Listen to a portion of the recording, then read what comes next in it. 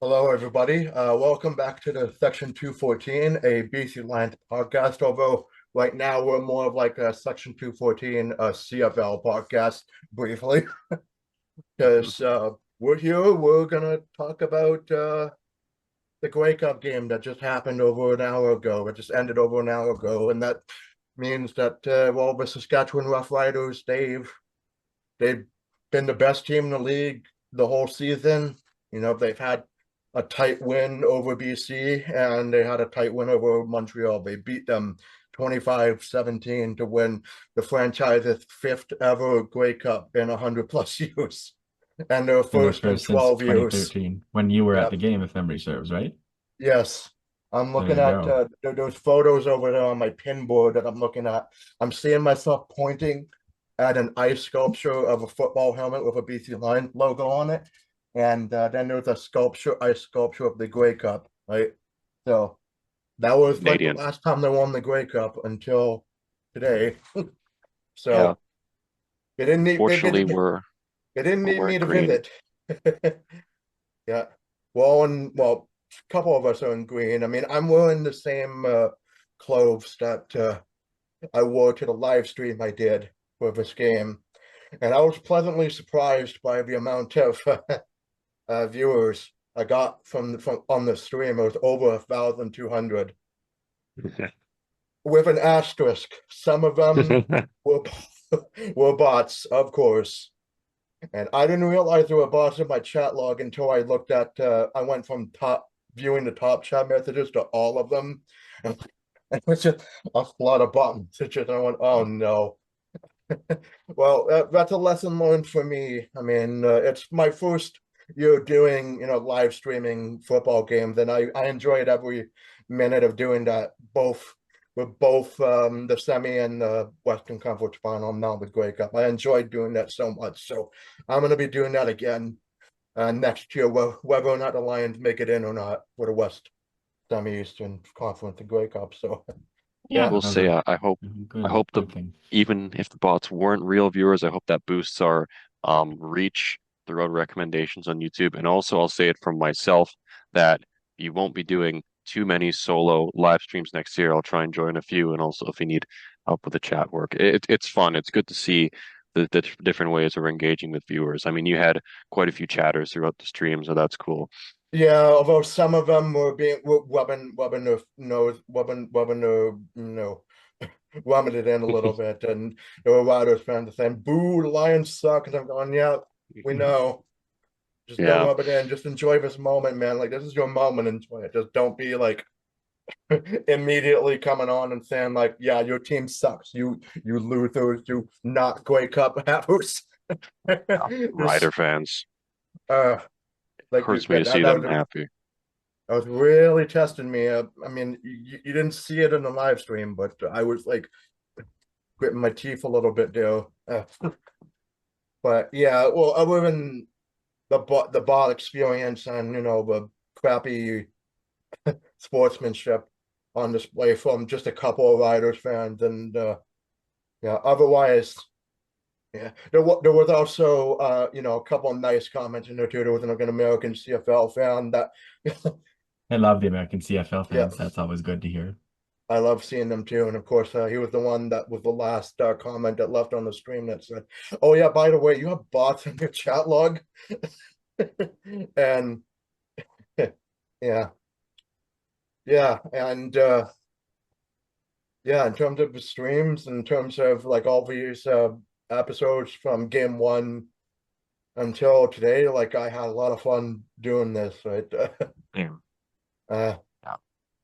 but yeah, there's actually a couple more things I want to go over before we get into talking about the game proper. And the first thing we'll talk about is well, the commissioner, Stuart Johnston. He came out Ooh. before the awards. Yes, boo. Before the awards, he had another, you know, hour press conference at least. And I watched most of it, and from what I got out of it, there was two things that were important to know. One is that he's he said that he regretted that his communication skills about the rule changes were not up to par, and wasn't no. He said he would improve on that in the future, and I went, oh yeah, you say that now. I mean, of course you do, because it's easier to uh, disavow the blame by saying that, right? But you again after that breakup was raised, I mean, when he came out on the stage, he got booed by a lot of the fans, right? So Kind of didn't reminded me of really, the Stanley Cup and Gary Bettman. We don't usually see that yeah. kind of treatment for CFL commissioners. Usually, like if Usually they're Stuart Johnston pumped. hadn't done what he did earlier this year, I wouldn't have even known who he was heading into this thing. But he's going to go down as one of the most disliked commissioners. And yeah, Yeah. One of the most disliked commissioners ever since the commissioner who decided to expand into the U.S. for 2 years. Right. That was, yeah, boy, I would have loved to have been alive during that time, though. uh, Yes. um, yeah. So there's that. Oh yeah, and the other thing that he did mention was that he was on camera. He verbally committed to keeping the CFL at 3-down football, and we'll hold him to that, which right? he did not Because commit to in the first announcement of the new rules. yes, He explicitly rolled that out. Maybe he's feeling the heat a bit from the fans. boy, the heat is more like a freaking magma. It's magma in a volcano level of heat from the fans, right? It's just yeah. So he did, go. He did verbally commit to keeping the CFL's 3-down football. If he changes it, that's gonna be a promise broken, and that's gonna be the podcast is over, and none of us will be watching the CFL ever again. And they Right? will So that's lose we a drive a hard bargain. significant portion of their attendance. Yeah. That's a good segue into another thing. I mean, yes, we'll keep an eye on the attendance numbers for these world changes as well, if they approve or not. We should be And disapproved.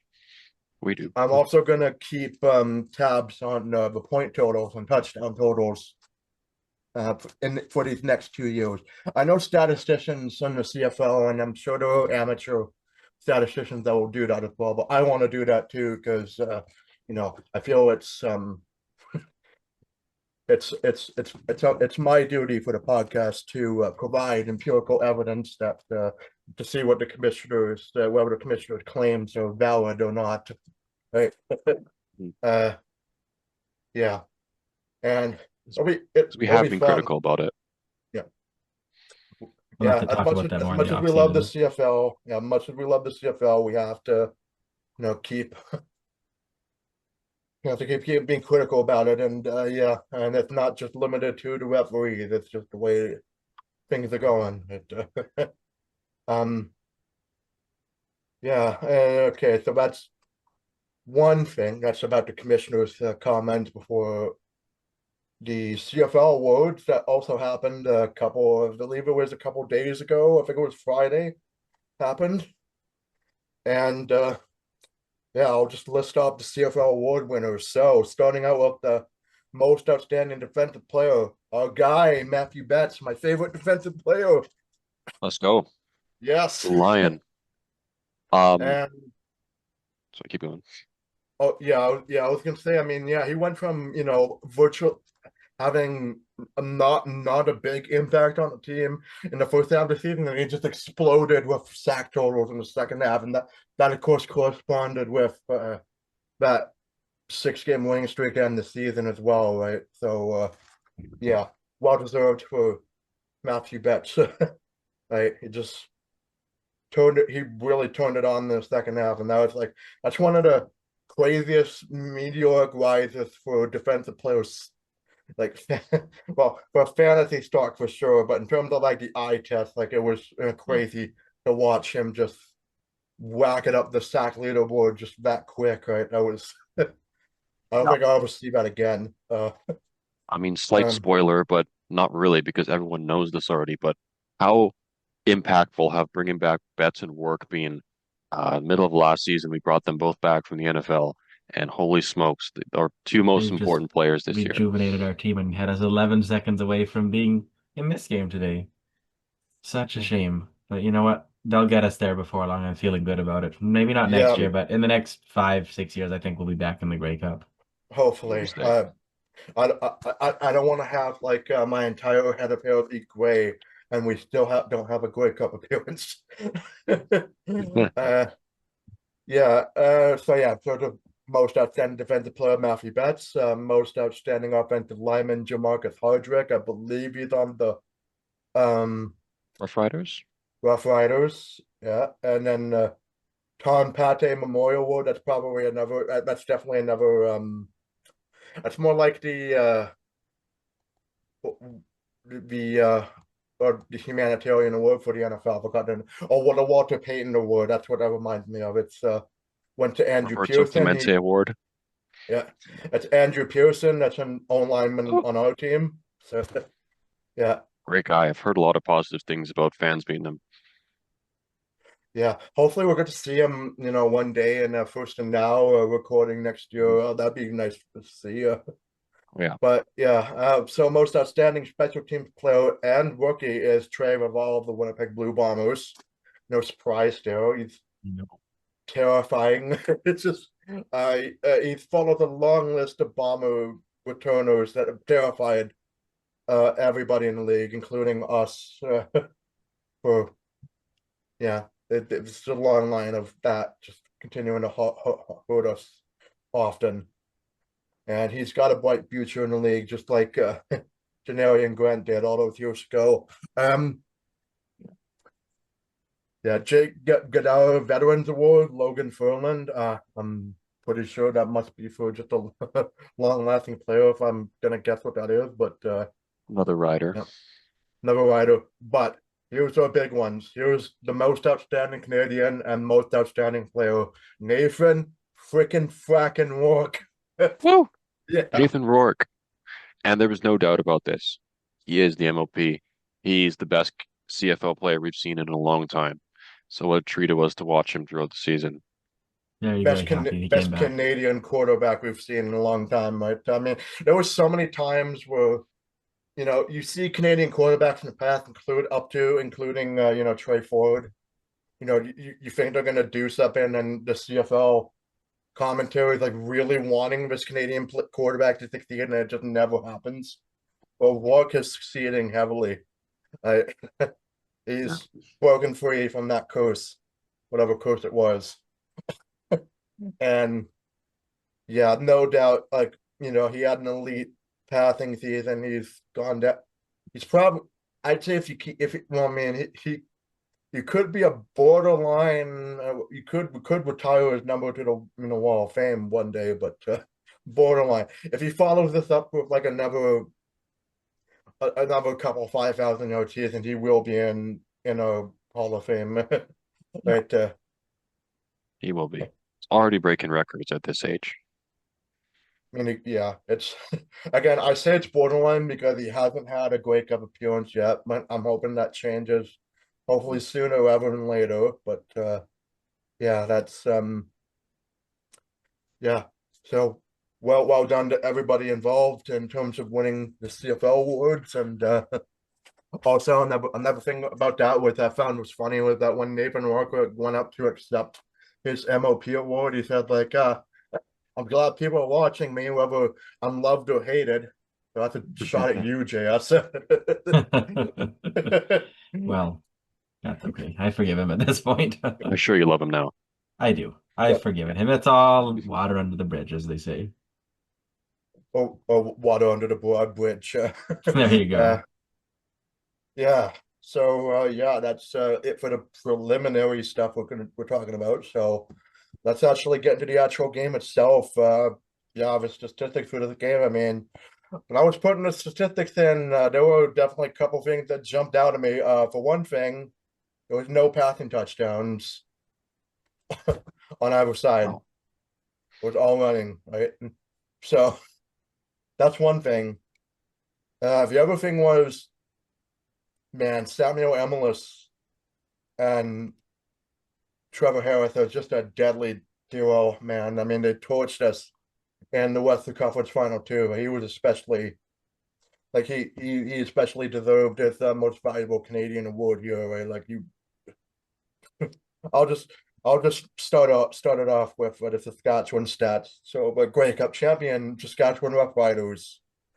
Harris had 23 for 27 passing, 302 yards. Oh, it's perfect. That's amazing. Great Immaculate. for a Grey Cup game, yeah. Of course, no touchdowns, no interceptions. I'm pretty sure it was 19 average per throw. I didn't put one average. No, it was 19. It was one, not one. Per throw, and his longest throw was 34. So yeah, he pretty much saved one of his best games for last. I mean, he had a really good season all throughout, but like this was especially just pure Trevor Harris magic in this one. And then yeah, Tommy Stevens, the backup quarterback, he was the short yardage guy. He only had the 4 carries for 10 yards, but 2 rushing touchdowns. And you know, he had sure hands. Unlike another quarterback in this backup quarterback in this game that didn't, but we'll get to him too. But on running back, Willett went 17 carries for 83 yards, 1 touchdown, 5 yards on average, and 12 yards was his longest. You know, and then he tacked on like 1 catch for 32 yards, which yeah, he was pretty good in this game. I mean, I didn't think it was, you know, MOP caliber player, but when he chipped in like he did it in a big way and multiple times, right? And that's kind of what you need. Second Grey Cup. Yeah, second because his first was with the Argos, so yeah. Sure, that one was at Mosaic. It was a couple of years back. So he gets his Always forget which cities host the games. So much to remember. yeah. But anyways, so yeah, Twisting. for the receivers, yeah, Emilus, yeah, the most valuable Canadian had 10 catches on 10 targets, which is That's like a Keon Hatcher stat line. Keon Hatcher stat there, yeah, for 108 yards, no touchdowns, and 11 on average, and his longest was 31 yards. He was basically a third of Harris's passing yards with one guy, even though there's, you know, 1, 2, 3, 4, 5, 6 receivers I can see here, plus the running back 7. So like one guy out of 7 had 1/3 of the passing yards. Yeah, no, nobody on Montreal could stop him, right? Which is crazy considering, you know, no Forbes defenses in Montreal pretty good, but just Emilus just could not be defended at all. His hands were like Velcro to the ball. I'm going, yep, we've seen that plenty of times against us. It's happening Also in want to note Montreal. Oh yeah. for Saskatchewan's offense, no Keyshawn Johnson this game, no Joe Robustelli this game. That's 2 key weapons that were out. So Emilus obviously taking a lot of the workload, and he literally was perfect in that. He was the next man up, as they say. Although, I mean, he has had some injury trouble in the past, but yeah, this was like his fiesta with the Thorns game. Yeah, and the rest of the receivers, Myers went 4 for 4 for 76, so that's pretty good too. I mean, he had 100% completion percentage too, 19 on average, and as long as it's 29. Tommy Neal, the guy who caught the game-winning touchdown against us, only went 3 for 3 for 46 yards. Continues to be perfect, so we were beat. 19 average, and as long as it's 34. And yeah, I know I want to forget that too, but I have to mention it. Schaefer Baker went 3 for 5 for 27, 9 is average, and as long as it's 13. And I show. I hope we get him like one day. That's another one of my favorite names in this game. Just two catches on 3 targets for 13 yards, and as long as it's 9. And then here's another amazing thing. The defense for Saskatchewan was great when they had to be, especially in the interception category, but they didn't get any sacks too, which is strange, right? Especially with Alexander getting injured like late in the game. I thought there was ample amount of opportunity for them to sack him at that point, but nope, didn't touch him. But They did catch 3 of his balls, so 3 interceptions from Campbell, Sales, and Milligan Jr. Of course, the one fumble that was a very key fumble near the end of the game. So No Sales. turnover on, yeah, no turnover on downs. Furman with 11 tackles, Allen with 6, Brooks Jr. with 5, and the rest of the team with less than 3. Yep. So they all chipped in to this win, and then of course, Brett Lauder, the field goal kicker, went 1 for 2 on field goals and 3 for 3 on extra points, and of course that one miss. That was the moment where we thought, oh no, is Saskatchewan going to blow this? Kept the game interesting. If they had done that, we would have been, rather than stressing the last 3 minutes, we would have been chilling if he makes that. But, maybe they wanted the last game before the rule changes to be a really good one. And I'm glad that it Yeah, was. yeah, actually, and and speaking of well, yeah, we got like the one last unmodified rouge here because yeah, Jesse Milko, the punter, had 6 punts, averaging 49 yards, and yeah, he scored the one rouge at the beginning of the game, right? For that one will be a rouge next year too, based on Yeah, they're not getting rid of all of them yet, so we'll have to see. But as of right now, that would still be a rouge next year. yeah, but in terms of like well, the original rules in place, like that's the last time it'll happen under the rule set that we have now, right? uh But yeah, and then of course Mario Alford, he had 6 return catches on special teams, 3 punt returns, and 3 kickoff returns for a total of 121 yards, of a total of 92 yards, and averaging 31 for kickoffs, and the longest return being 38. And on the punt returns, he had 29 yards on punt returns, and he averaged 10, and his longest was 11. So very much Seven McGee-esque stats there, but uh you know, there there definitely was a couple of kickoff returns where he did get Saskatchewan in a decent range for scoring, but yeah, that's no special teams fireworks really today. Just just a miss, and yeah, well, it was kind of in terms of Saskatchewan's offensive output, it was more of a normal game for them. Yeah, just a steady, strong performance, and it was, Yeah, enough to get the job done. I would mistakeless. say they deserved to win. The score was probably should have been more in their favor, but Yeah, they really should have, made it 30 plus points at the end of the game, right? They had moments in the game where they really could have put the hammer down on Montreal, and they just didn't, right? But they did enough on offense and defense to win the cup. And I'll let you go over to the Montreal stats, and there are some things that popped up in Montreal that I'm shocked about too. I'll let you guys start. Jacob, you want to start off? sure, I can do that. I haven't read these yet either, so I might be shocked as well. So Alexander at quarterback went 22 for 34, so that's pretty pedestrian. That's only 2 out of every 3 passes, 284 yards, and no touchdowns, 3 interceptions, and there, one of the differences in the game right there.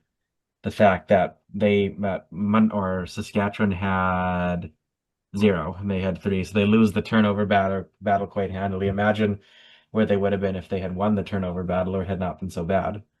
His longest throw was 51, and he also rushed twice for 14 yards.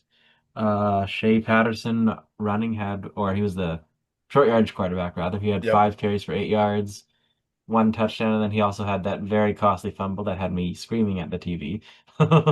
Screaming in agony. Yeah, I wasn't screaming in agony, but I went like, oh no, they're gonna win. I just sank in my chair and Yeah, there were some not nice words exchanged between me and the TV. But anyway, running back wise, your TV should get some therapy. should for what it had to listen to. Okay, Scott the second had 15 carries for 78 yards, a Oh, the touchdown. third. Oh, the third, there you go. Yeah. Typo. Scott the third, 15 carries for 78 yards and a touchdown. Longest is 13. He also had 3 catches for 27 yards, longest of 15. And how do I say this? TS or TS, I think? Tice. Tice. Tice. There we go. 1 carry for 5 yards, 2 catches for 17 yards, longest 9. Moving on to receivers, we've got Philpott with 5 catches for 87 yards, and his longest was, where is it, I 37 imagine yards. had Montreal won had Montreal won, it probably would have been Him. Philpott being Yeah, most valuable Canadian. I think so too. Yeah, he had a strong game, Snead also, he was very impressive. 3 catches for 70 yards. The longest was 51. I think that was later in the fourth quarter, if memory serves, or the second half at least. That And contributed to the last score they did. Yeah, I remember yeah, that one. Yeah, and Rambo had 4 catches for 50 yards, longest 24. Spiker had 3 Spiegel. catches. Speaker, there we go, had 3 catches for 24 yards, longest 14. Hollins had 1 catch for 7 yards. Mack had targeted twice, no catches. And Ventrelli, the O lineman, does this count though? Because it was It wasn't it a did count. penalty? They had the Oh, penalty, and then the oh, that's decline, true. the Yeah, so it illegal. would count. Yeah, so It counted. he I was wanted to put that in there. ineligible, but because the penalty was declined, he goes on the stats sheet as recording 1 catch for -6 yards. That'll be the worst Yeah, statistical game of his career, most likely. yeah, and the Grey Cup of all games. It's just, yeah, His entire performance yards wise was negative for his team. How about that? negative. Yeah, that's kind of funny that yeah, had they not accepted that penalty, well, no, had they accepted the penalty, then that catch would have been wiped off, right, for -6. But I think I that's want to, funny how they let illegal plays go on the stats like that. That makes me smile. yeah, and also I also want to mention that apparently, well, shoot, I forgot to say this when I was talking about the commissioner's comments, but he also said that the CFL stats, well, the CFL website and just in general, just it's going to get an overhaul, which I'm excited about. There, I would love to see the stats, get more detailed stats than what we have, but no, or more accurate stats for sure. That's that's the nerdy part of me going like, yes, this is my wheelhouse. Uh, but yeah, I'm sure we'll still see silly stats like an offensive lineman catching for negative yards, right? Or a punt, like it was for the last game, right? Yeah. Okay, yeah, we had a bit of technical difficulties with the chipmunk voice again, but we got it fixed. Well, the Happens. timer got it fixed. Just that they was about to read the defense of Montreal. Yeah. You guys get to hear my clear voice for the We most do. boring defensive stat read ever. You guys ready for this one? Yeah, here we Montreal go. defense, 0 sacks, 0 sacks, 0 interceptions, 0 fumbles, 0 turnovers on downs. Murray had 9 tackles, Biverette and Kennedy had 5, and the rest of the team had less than 4. Maltos Diaz, 1 for 1 on special teams, 1 for 1 on field goals, 2 for 2 on extra points. Wow. Zima, punting stats, 4 punts, averaging 45 yards, 1 inside the 10.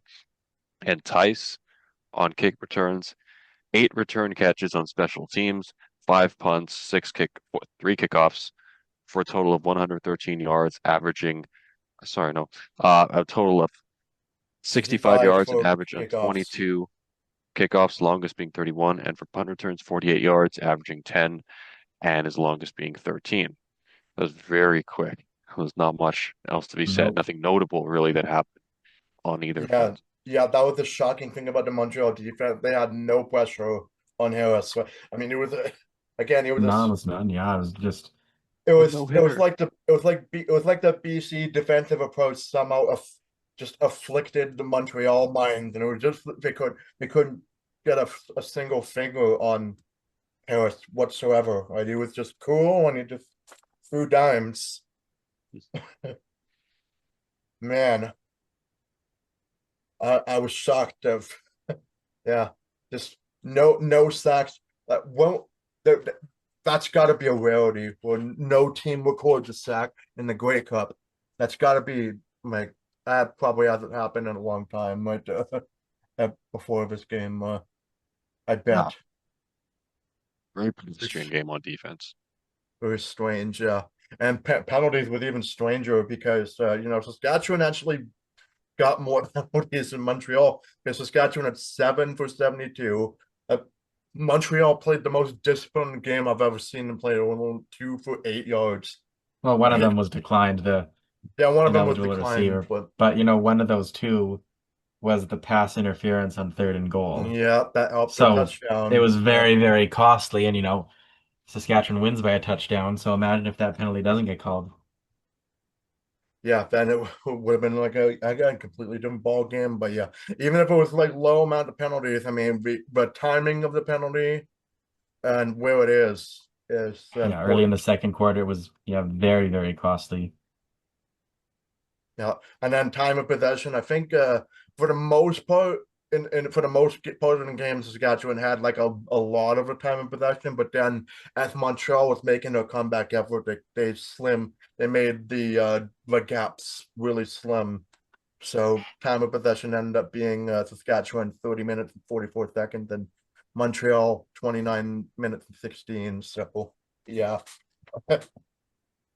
I think yeah, a lot of that was like in the first half where Saskatchewan had the ball, more because they were making more first downs, right? And second down conversions as well. But um yeah, so this was although this was like almost like one of the greatest Montreal comebacks of all time, right? In a Grey Cup. There's been plenty of those, but this felt like a bit like a normal CFL game, really. Yeah. Um and it kind of it's what happened in the first quarter because, well, for one thing, yeah, Saskatchewan. I'm gonna get into the recap now. So Saskatchewan did win the opening coin toss. So Mark Carney, the prime minister, did come out and did the coin flip, right?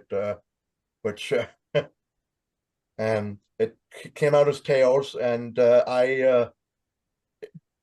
during the live stream, I did say that Saskatchewan was going to win the coin toss, and they did. So again, I continue to predict the right things for the wrong team.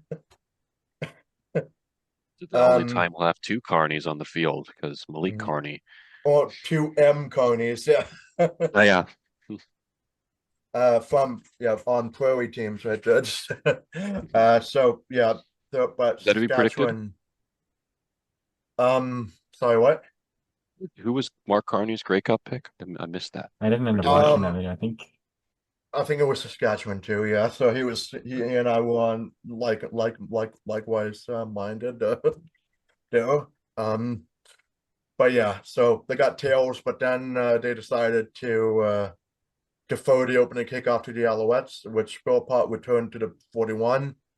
Scott runs it up the gut for 9 yards to help the short yardage team convert, and then on the very next play, like Alexander then throws deep to Philpott, but he underthrows the ball and it's picked up by Sales in double coverage where the Riders down the ball to 30.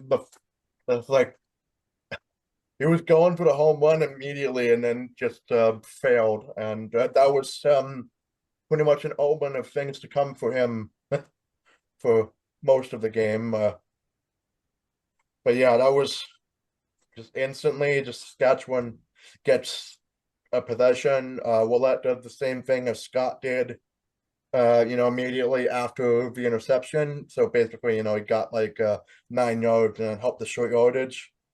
This was the big moment that could have been huge for Montreal. Like Ento nearly picked six Harris on 2nd and 3. So what he was doing, he tried to throw like an outside pass to Willette. it nearly And went back the other way. I was like, oh, wouldn't that have been crazy? Two interceptions right at the start of the game, oh but and imagine Ento if was they like get that. millimeters away from like catching that and running it like all the way back for a touchdown. Right, but it still ended up being slowed down, and Saskatchewan does punt into the end zone for the Rouge to go up 1-0, and it's still going to be a league, a Rouge for next year. But again, under these rules, the last time we'll see that. Um, so Scott runs and converts for 4 yards on the second effort, but Spico catches for only 5 yards on second down to force Montreal to punt like excellently to the Saskatchewan 3 yard line. This was the one inside the 10 punt that Zima did to pin them deep in their own territory. Emilus converts on a short path in the middle for 6 yards to get out of the shadow of the goalpost. But Harris throws incomplete low to Schaefer Baker on second down to force the punt anyways. And the goalpost definitely got in the way of watching the highlights. Those pesky goalposts. No. Yeah. Thank goodness we only have to deal with them for one more year. Thank you, Stuart Johnston. Yeah, we're going to be very snarky the whole next year about this. That's a good one. Yeah, imagine if the goalposts were just, forward. Like, imagine if it was at the 30-yard line, right? It would be just that would look goofy, but it would be an interesting experiment. Yeah, Tice returns that punt to midfield. Phil Park catches a wide open pass on second down, convert for about 35 yards to get into the red zone. And then after an injury timeout from Malik Carney, he would return later in the game. He did get like a key play later in the game, but after that injury timeout, Phil Park converts another pass for 11 yards to get in the goal-to-go range.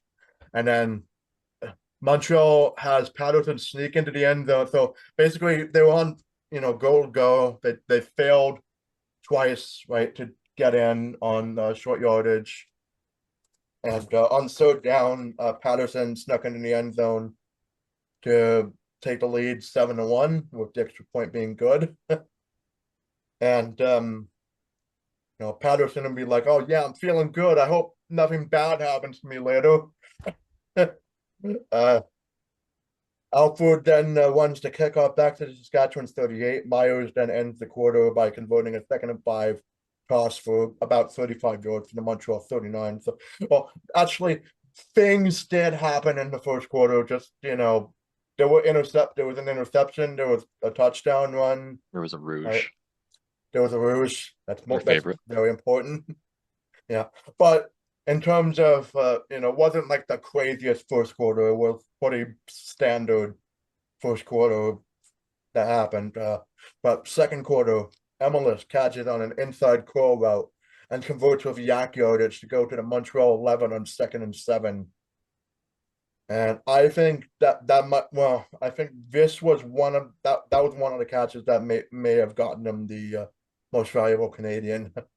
But then he's also short of the first down sticks on second down screen pass by 2 yards, and then Ento apparently defends the 3rd and 2 pass to force a turnover on downs, but upon a challenge by Corey Mace, Ento is called for defensive pass interference. I think they got that call right. His his hands were all over him. It's kind of surprising it wasn't called in real time, but that's why they made pass interference reviewable all those years ago in I think the first Grey Cup, the year that PI was reviewable, Edmonton and Ottawa, there was a big PI call in the fourth quarter that was challenged and proved decisive. This one, wasn't decisive, but it was really, really important, and directly led to 7 points. And they won by 8 points. So who knows what would have happened if they didn't challenge that? Maybe Ottawa, yeah, Ottawa would have been more of the beneficiary too. But yeah, anyways, so yeah, it's called DPI, and that was very obvious, and yeah, just affected the route entirely. So that helped the Riders score the touchdown anyways, and short yardage take that lead 8-7. The extra point being good, and then yeah, that's pretty much from here on out, it's just Saskatchewan had the lead, and they just took it and mostly ran with it. Okay, that's another bit of a pause there, but it was for another good reason. It was JS's wife coming in saying hello. No, there we go. We're all just doing all right too. But yeah, let's continue on. This is after the Riders scored that lead touchdown, and then Tice returns it to the 44. Short passes to Rambo and Speaker don't convert for the 3 and out, as Alford returns to punt to the 18, and then a Joe converts on 2nd and 7 for 9 yards, and then Willette runs for 12 yards to convert on the left side. Yeah, Schaefer Baker then converts on a catch on the left side for 15 yards, and then Willette catches another short pass. And yeah, they're doing a lot of left side plays for this one, and but for this catch for Willette, that was the 32-yard catch that was his longest of the day. And then Saskatchewan's offensive momentum was halted on a holding call on first down to go to the 29, and then Emilus does get the penalty yardage and then some back on a first down catch, and then Shaver Baker catches just enough to help the short yardage team convert right as the 3-minute warning happened. And then after the 3-minute warning, then Willett won it in easily to extend the Riders' lead to 15-7. And then here I'm going like, well, Montreal, you better wake up, because Saskatchewan just scored 2 touchdowns on you to 1 right after you took the lead, and yeah, this is all the momentum is on their side now. And then Tice then returns to kick off to the 32 and Montreal side of the field. Scott wins twice to convert for 13 yards. This is the Scott drive, because more like the Scott Road, because if sorry reference, because Scott does almost everything on this. So he catches and converts on his short pass for 13, and then he doesn't do much on the next set of downs with an incompletion and a no gain catch to force Alford to return the punt to the 23. So it was all Scott on that and no points. That is such a good slogan. All Scott and no points. All Scott and no. Yeah, I did a banger. That is so good. That could be like a t-shirt. All Scott and no points. You know what? If we do play Montreal again and Scott has like a lot of yards but no touchdown, that will be the title. All Scott and no points. Love it. Okay, so yeah, after all Scott and no points happened, Alford returned to punt to 23, and then Willett runs up the middle to convert for 12 yards, but then Saskatchewan goes no further on offense as they punt it to Montreal, and then there was like 55 seconds left in the second quarter. Tice nearly fumbles Tice almost fumbled the ball away like as he caught the punt, but he does recover it anyways. At the 35, Alexander takes off and runs to convert for 10 yards, and then Spico converts on a catch for 20 yards. But just like the Calgary BC Western semifinal, I mean, Montreal blew it there. I think they had a play with 7 seconds left, and I hate this, or no, it was like 11 seconds. They didn't call a timeout to let them line up properly and run a play. Instead, they had to run a play while the clock was rolling, and I hate it when teams do that. Use one of your timeouts to get yourself into field goal range before halftime. Yeah, and Always a good idea. And this is the Grey Cup, right? I mean, Yeah. points are a premium in this game, and you take whatever you can, but they just didn't do anything of the sort. They tried like a Hail Mary attempt to end the half, but nothing happened. So the first half ends at 15-7, and then we got the Machine Gun Kelly halftime show. I can't remember if I said it before we did this recap, but I'll say it again. I don't like that it's all covers that he was doing in that halftime show. I would have liked to hear at least one original song from him, but from what I gathered, some of the covers were certainly, like Bruno Mars. There was John Denver, and I heard Country Roads. That's funny. That's pandering to the country crowd. When fitting given where they were. I'll be honest, I didn't watch the halftime show. I was having some delicious homemade lamb curry, so I did not watch it. Ooh. Yeah. I was the only one that did. It was so good. Yeah, I was eating my dinner and I was watching it at the same time, and it was like, God, that's good dinner eating music. Machine Gun Kelly covers. I was at IHOP and I started watching in the second half. Oh, that's a good place. I also had really good pancakes for brunch there, so IHOP shows. Yeah. IHOP is always a good choice. Yeah. It is. It's right near my arena in New West.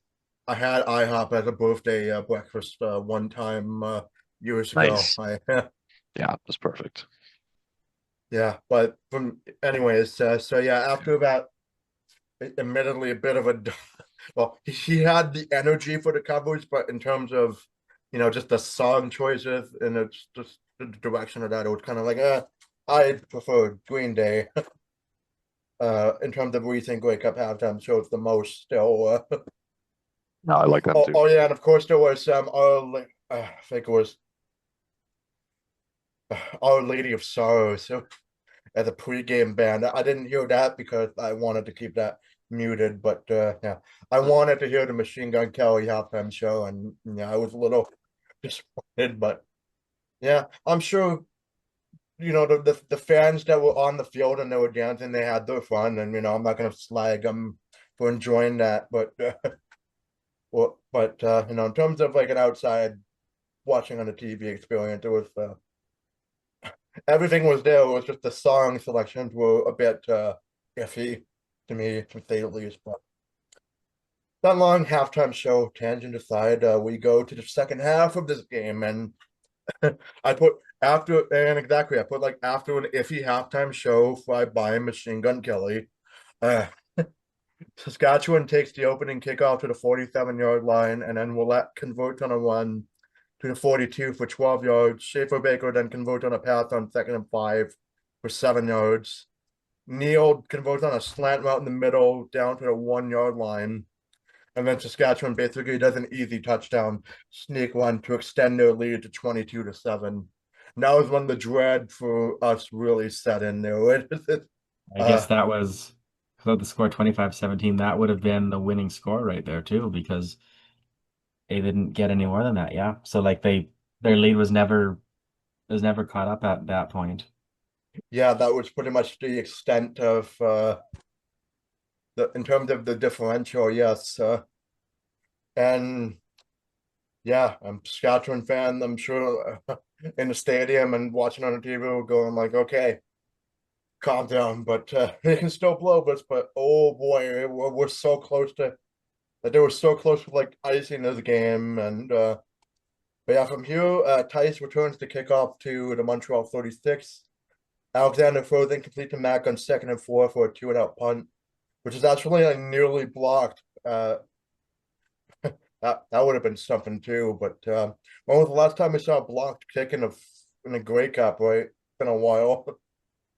But yeah, Alford returns it to the 34, and then Myers catches the deep throw from Harris for 30 yards on first down. Willette runs for 8 yards, but doesn't go any further on a stopped run to force a punt. Then yeah, they also had a procedure call as well to push them back 5 yards to really force that idea into the ether. And then they punted to Tice, who returns to the 15-yard line. And then I noticed the CTV, like I was watching this on the CTV channel. I'm not sure if it was happening on TSN. It was happening on my feed The black constantly. the black screens, Yeah, right? and my Yeah. family was complaining it on their end too. We watched it over FaceTime audio, and it happened to them too. I think just TSN's feed kept blacking out, and it was pretty poor, honestly. The championship game of the CFL, we shouldn't be having that happen. Yeah, it happened. Well, it didn't happen, constantly, but it was that random moments in the game. And at one point, I think it was even blacking out on like an important part of the game, and I was like, please don't black out Literally, longer than yeah. this. Okay, yeah. So that was pretty embarrassing for just to have that happen, the blackout happen, and then but anyways, then Rambo catches and converts for 24 yards. Alexander throws an incomplete deep shot to Sneed. That's defended well. And then the second interception because Alexander is then picked up by Campbell, who sets the ball at the 54 in their own territory. And that's when I'm like, okay, like Saskatchewan, if you score a touchdown here, it's over. And they don't because you know, Emilus does catch and convert on the left side of the field for 15. Saskatchewan is called for a procedure on second down if Emilus only catches for 5 yards to force Lauder to kick a 49-yard field goal to extend the lead to 25-7. And at the time during the live stream, I said, like, it's not what I wanted, but it gets them closer to kissing that silver chalice at the end of the line. Right? Yeah, not what they really wanted, but they'll take it. So yeah, 25-7 lead, and then Scott runs for 11 yards up the right side. Sneed catches and converts on the left side for 12 yards. Philpott catches, avoids the tackler, and then runs to the Saskatchewan 19. And then Alexander chucks deep and complete, but then there's a 10-yard DPI called on Camel, which I think he kind of had him in his house. He was kind of hugging him as the ball got thrown. So if it wasn't Throwing it probably would have been an illegal contact instead. But I guess Probably with the, should. I think it probably should have been illegal contact, but I guess it wouldn't have that's mattered either way. It would have been 10 yards and when a first down. still would So have been a first down. Yeah, but like by the letter of the law, true. want to be consistent. But yeah, so 10-yard penalty, and then Snead is prevented from running it. Yeah, Snead was prevented from running his route in a DPI, but the ball is placed on the 11-yard line, and then Scott then runs into the end zone just as time expires in the third quarter to shorten the Riders' lead to 25-14. And I said that, like, right as Montreal was gonna be on that touchdown drive, I said, like, okay, you gotta pretty much do something here, something before the end of the third quarter, or else it's not looking good for you. And they heard me, and they got it. Like they got something going right before, like literally right as the third quarter ended. So yeah, so that allows them 15 more minutes in the game to play with. See what happens. Alford returns the kickoff to the 34-yard line to start the fourth quarter, but then there's a penalty for unnecessary roughness on a. It was a bad call. I think one of the Saskatchewan players who was called on the unnecessary roughness. He was just like tapping the back. It wasn't like overly forceful, and that was called for unnecessary roughness. It was a bit of a weird play. I was reading the subtitles, right, and I think it was Glenn Stewart that was saying, "Oh, that's not unnecessary roughness." But it brought Saskatchewan back to the 22. Harris throws incomplete to Schaefer Baker for the 2-and-out punt, where Tice then returns it to midfield. And then Philpott catches and converts in forward progress for 5 yards and second down and 5. And then Tice fights for yardage on the pass to go up to 9 yards to help the short yardage conversion. But unfortunately, Scott loses like 1 yard on the handoff on first down. And then Philpott does just enough on a 2nd and 11 catch to convert for the first down. But then after Alexander throws incomplete on first down, Rose is called for roughing the passer. Like this was after a review. Was kind of a booth initiated review. And that was more of a legit roughing the passer call. I was out there review to go up 15 yards, and it was that. But then Alexander doesn't take advantage of that penalty because he doesn't go any farther. Since oh yeah, this was the funny old lineman catch where he throws a ball at an old lineman's head. The ball bounces off his helmet and then into the arms of an old lineman. And then there was a penalty for an ineligible receiver, but it was declined. So that was the catch that counted. Yeah. First ever illegal pass to be recorded on the stats. Probably not the first ever, but the first one that I know of. Yeah, you can get away with illegal receivers now if it's second down. So yeah, that happens. That crazy stuff happens. I mean, it was a deflection that didn't end up in an interception. It's not the Lions that are doing this, right? Because it always seems to happen to us where deflections end up being interceptions. But that was just a loss of 6. And that forces Motos Diaz to kick the short field goal to shorten the Riders' lead to 25-17. And then Emilus catches a deep sideline throw from Harris on first down for 31 yards. Then Ajo is short on a second down pass. Here was a potential big moment for the Owls, because then Lauder missed a 40-yard field goal. And then Tice returned it after the Montreal 19. And then I imagine the commentary and then the Alouettes fans were going, "Oh, here comes the comeback. Here comes." Yeah, that could have been the dagger. That was a big moment where Montreal could get back into the game. Yeah, you saw that, I'm sure. I know. Yeah. Yeah. And then yeah, Montreal did drive up the field. Out Snead also caught a deep shot from Alexander to convert for 60 yards, but they went all the way down the field to get into the red zone. Literally as close as you can get, and they fumbled at the 1 yard line when they would have had a touchdown at the end. I was yelling at the TV. Felt like when the Seahawks blew the Super Bowl against the Patriots by getting picked off at the 1 yard line. To me, Lord. this felt like the 1 yard short kind of thing Oh, with that one Titans in the with the yeah, Rams, yeah, right? yeah, yeah, yeah. They were like if Patterson was able to hang on to the ball, they were just they were 2 yards away from possibly tying the game and sending it to OT if need be. But Wait, Patterson fumbles. Yeah. Rider fans love Shea Patterson even more. He was their backup the last 2 seasons and joins Montreal and gifts them the Grey Cup. So, does that mean that we get Gala fumbling for us for Hamilton versus us in the Grey Cup? You can only hope. That would be something.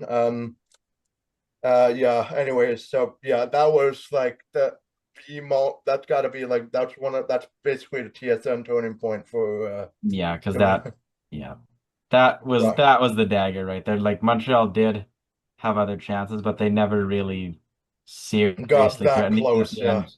Even at the end, it was a Hail Mary from midfield, which like that's not a serious threat in my opinion. Like that almost Mm, never succeeds. yeah. Well, I'm not sure Aaron Rodgers on the Packers, but Yeah, uh, exactly. yeah, but yeah, so after and this happened like at the 3 minute warning as well. So that basically made the Alouettes like stew on that for minutes, right? And it must have felt like hours.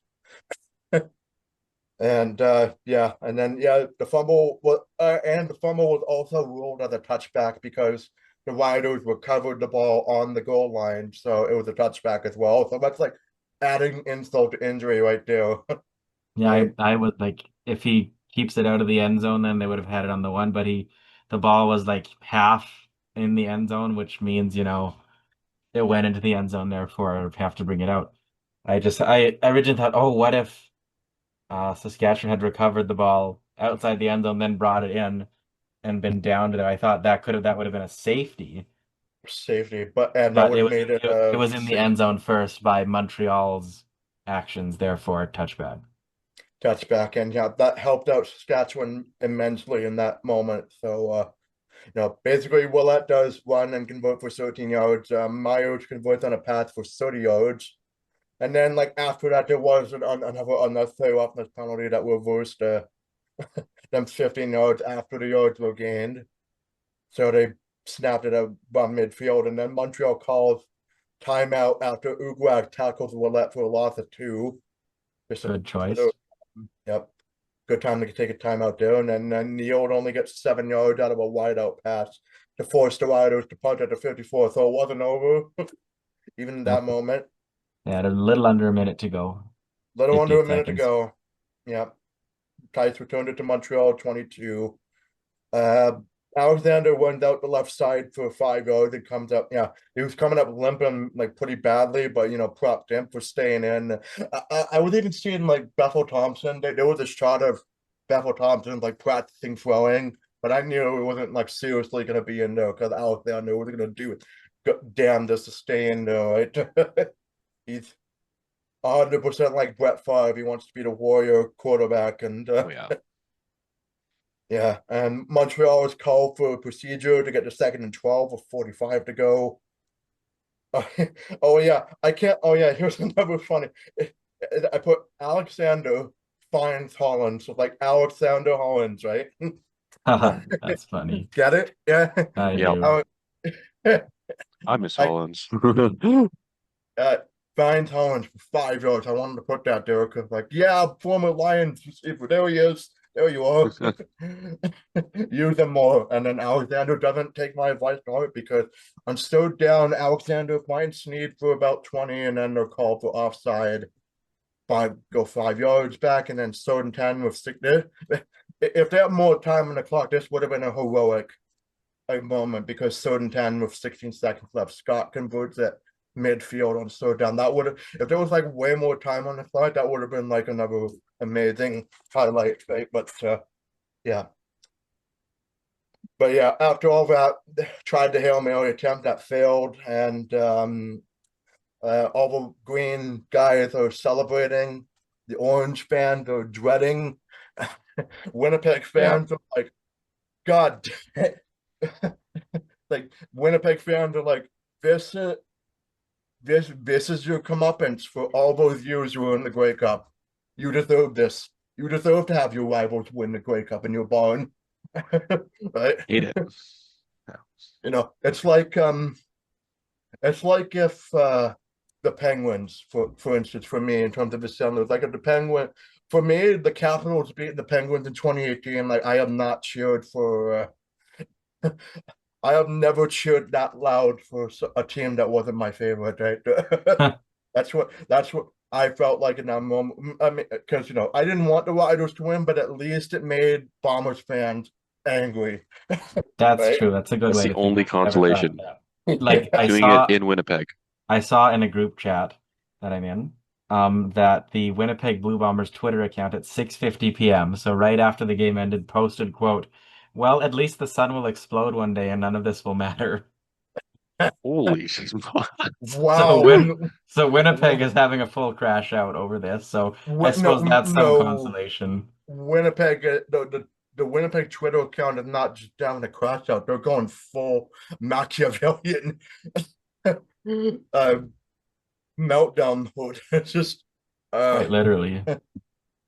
just so like now, I want the world to destroy. This doesn't. None of us matters.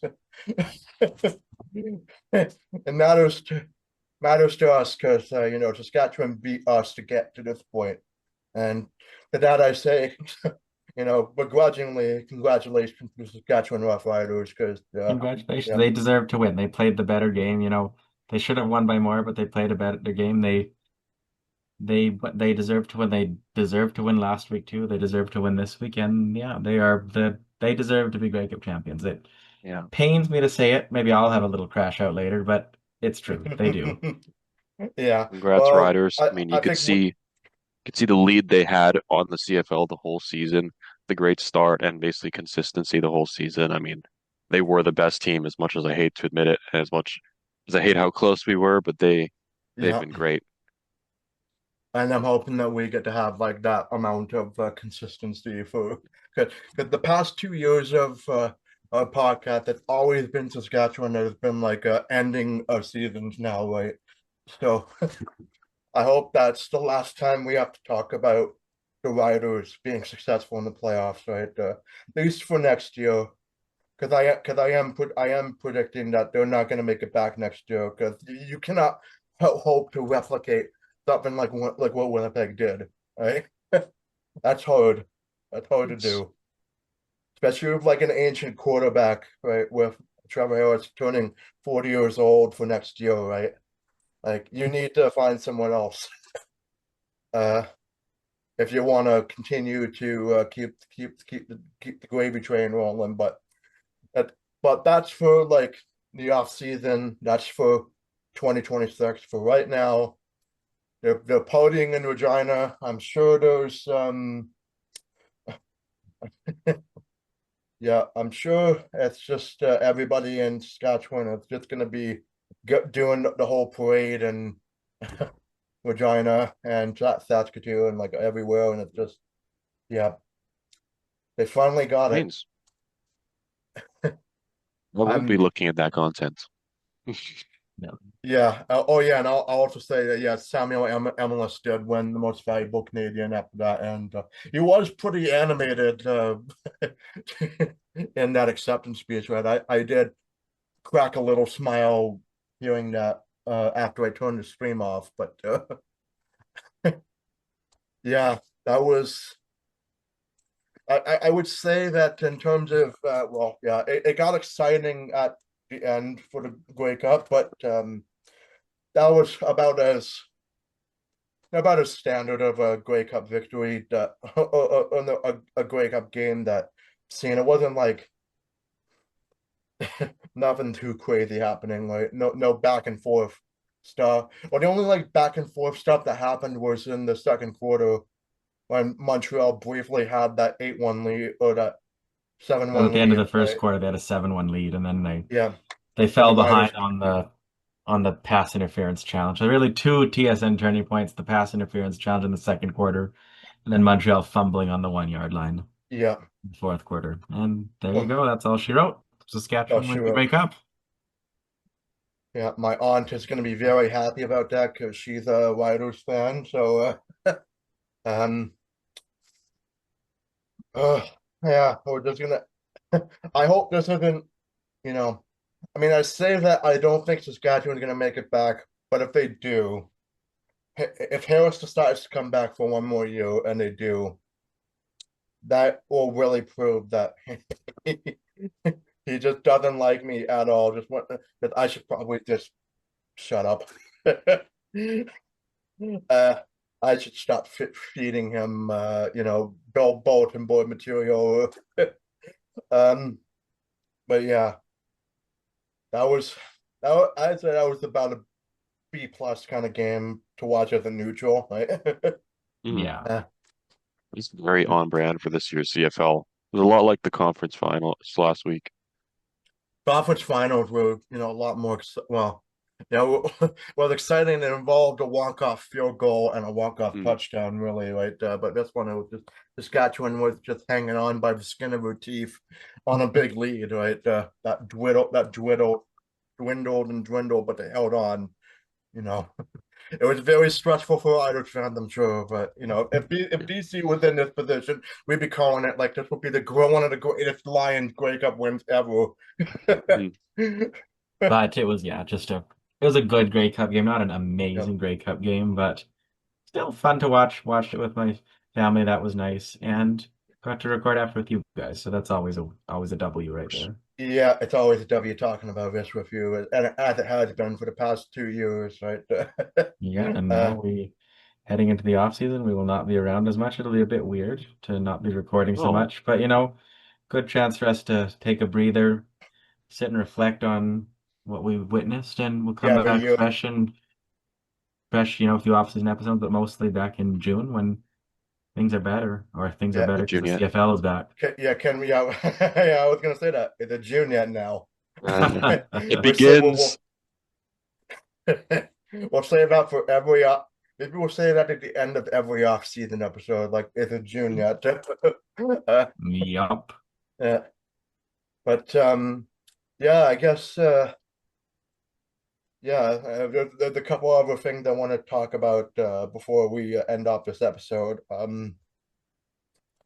Yeah, I think if I haven't mentioned it before, I'll mention it here as well. If you use the chapters to skip ahead, I'll say this again. Yeah, we will do off-season episode. We'll do another one at least by the end of the year in December. We'll do those 214 episodes. So that's the Valentine's Day episode that we're gonna make a tradition of, and then another off-season episode will be in probably in the beginning of April when the NHL playoff starts. We'll see who's in and who's not. Really fun. Please, please, Ottawa, please make it again. uh, I don't quite know what to say about the Canucks. Please rebuild. Well, they although won they won today, so that was nice. Yeah, we Five did. straight goals in We're the third we're period. still mid. surprisingly, surprisingly, like I remember, well, I was checking the NHL stats and the goals kept going up for the Canucks. I'm like, oh my God, what's going on? I was You know, playing hockey today and we couldn't believe it. And we were checking the scores. The goals were going up.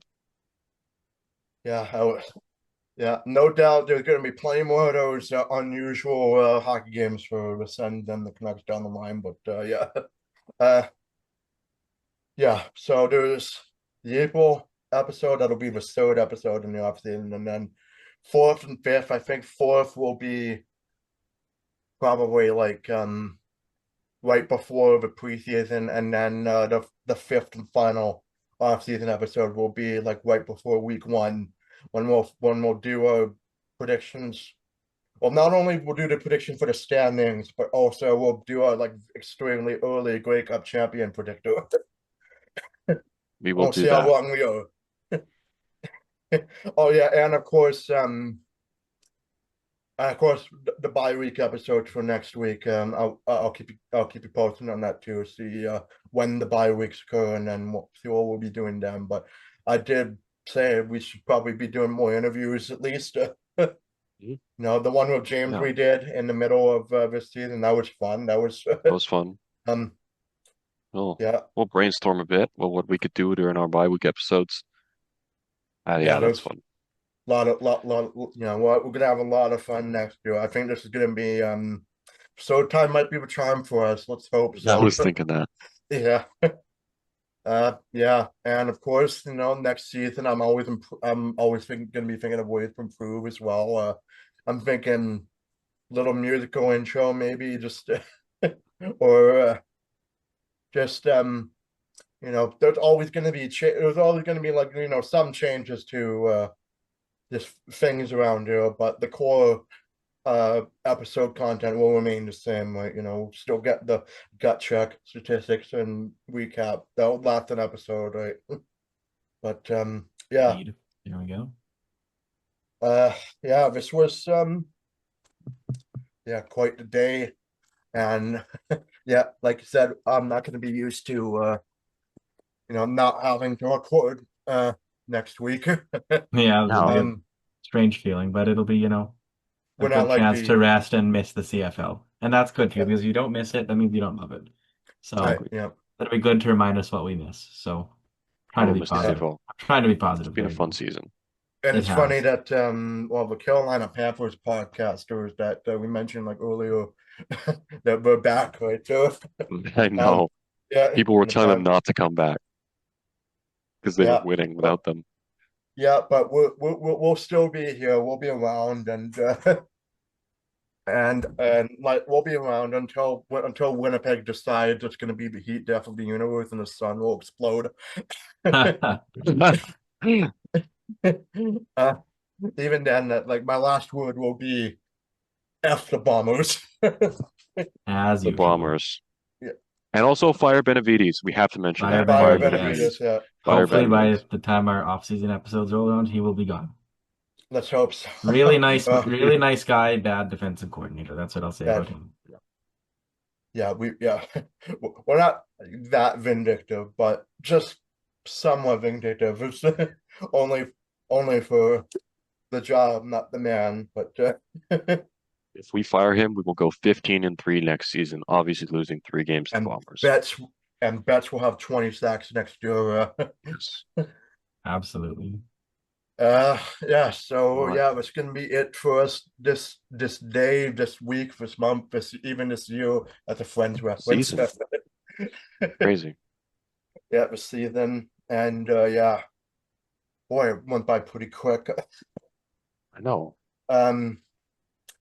Yeah, a lot of memorable moments this year, and I hope we can make you know, continue to keep making memorable moments on the show for next year too. I hope so too. Yeah. Agree. So yeah, that's gonna be it for us today. So as always, like, comment, and subscribe to the channel. You can follow us on our social media channels in the description. That's our Twitter, that's our Blue Sky, our Instagram accounts as well.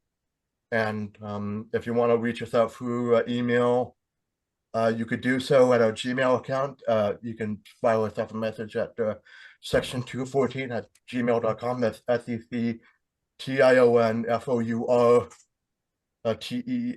SECTIONFOURTEN@gmail.com. And oh, I didn't spell that correctly. Oh, No, you did. I think you did. I think you did. I think you did. Yeah. Okay. Yeah. That's why I gave a thumbs up. I missed a TWO. I think that's what I missed. But yeah. In the description. Yeah. That's it. That's all in the description. And yeah, we'll see you near the end of the year. So probably around slightly before New Year's Eve, we'll say. There So you go. See you guys next Bye. time. See you next Bye. time.